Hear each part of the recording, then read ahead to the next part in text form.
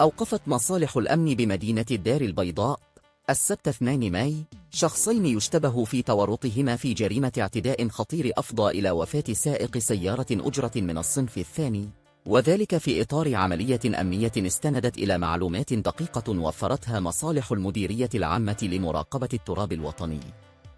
ووفق المعطيات المتوفرة، فقد جرى توقيف المشتبه فيهما البالغين من العمر 40 و48 سنة بعد أبحاث وتحريات ميدانية باشرتها عناصر الشرطة القضائية مدعومة بفرق الشرطة العلمية والتقنية على خلفية العثور يوم 26 من أبريل الماضي على جثة الضحية 74 سنة بمنطقة عين الشق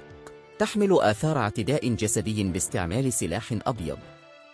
وقد أسفرت التحقيقات المكثفة عن تحديد هوية المشتبه فيهما، حيث تم توقيف أحدهما بمدينة وجدة، بينما جرى إيقاف الثاني بشكل متزامن بمدينة الدار البيضاء،